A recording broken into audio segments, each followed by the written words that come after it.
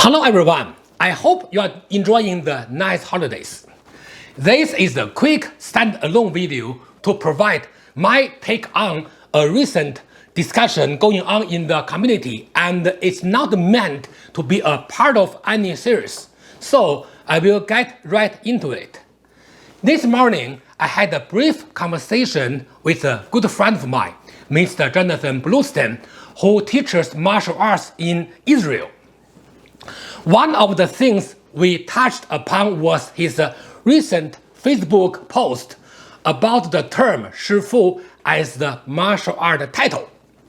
In this video, I'd like to introduce some cultural and historical background about this term, and hopefully it will clarify some misunderstandings. When I came to Canada about 22 years ago, I noticed that most people in the martial arts community did not know the meaning of this term, and it seems not much has changed since then. The term Shi Fu consists of two words, Shi and Fu. The first sound, Shi, can be written in only one way, while the second sound, Fu, can be written in two ways. And as many of you may have guessed, two ways to write Fu come with two different meanings. So Shi Fu in the Chinese language would be a pair of homophones if we were to use English terminology. Two words with the same sound but different spellings and different meanings. Let me explain them both one by one.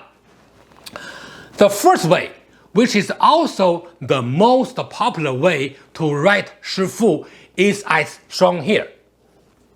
This version of the term Shi Fu nowadays means anyone who has acquired a certain skill. For example, a carpenter, painter, cook, opera singer, and many more. This first version of Shi Fu is an honorific, showing respect in public when addressing a skilled person. By the way, in modern daily Chinese life, this version of the Shi Fu is also used to call a random person on the street to show respect and courtesy. However, some professionals, such as lawyers, doctors, accountants, and engineers, usually use the word Shi without the word Fu, since it sounds more professional. Now, let me tell you an interesting part of this version of Shi Fu. In ancient times in China, let's say about 2000 years ago, Fu was a title used for teachers of royalty, those who taught emperors and kings or their children.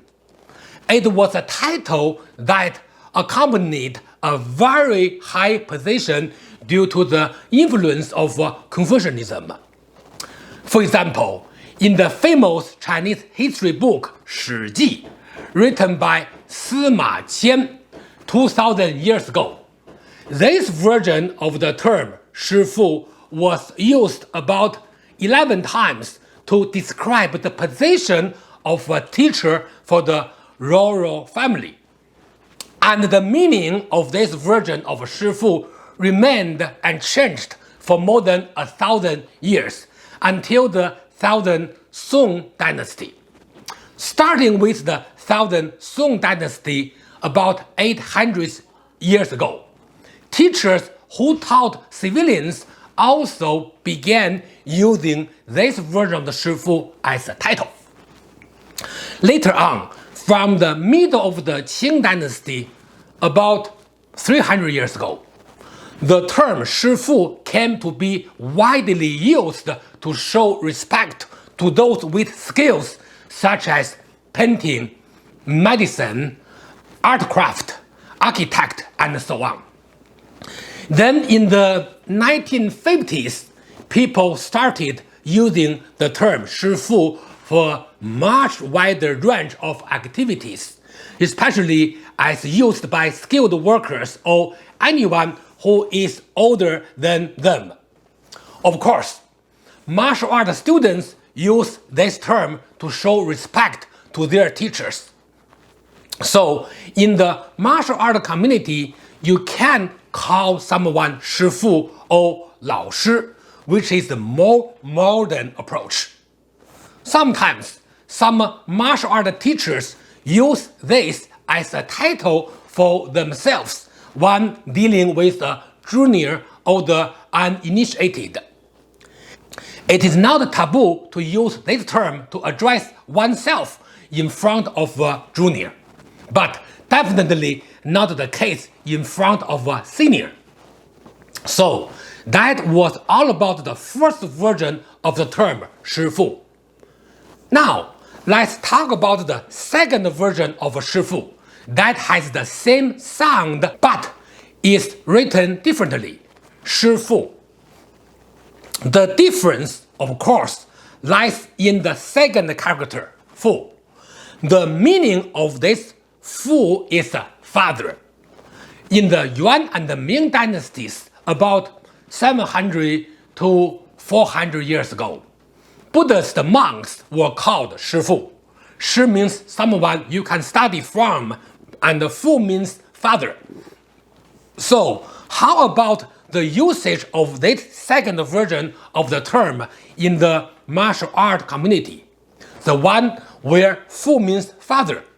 Well, if you are a student but have been accepted as a disciple, then you can use the word Shifu. It is inappropriate to use this version if no such relationship exists between a teacher and a student, since both versions are pronounced the same. It's pretty much impossible to know what one means in verbal form. However, in written form, the appropriate term should be chosen. That was the cultural and historical background of the term Shifu. One sound written in two different ways, resulting in two different terms and meanings. Now, you should know that in the martial art community, you can use the sound Shifu to mean different things. One is just a teacher, but the other indicates a much closer relationships. Now comes to the big question. Is it appropriate to use Shifu as a title while addressing oneself? Well, it depends. It's up to the martial art teacher, especially when senior talks to a junior. Very often, the teacher will use this term, but the teacher can choose not to use it as well. I do not use it at all, since it's my choice. But as far as the second version of the term Shifu is concerned, the one where Fu means father, it is definitely a good idea to use it if you are a disciple of a teacher, since it shows the close relationship between the teacher and the disciple. For example, when my teachers addressed themselves using the term Shifu only without using their names in communication, I was elated.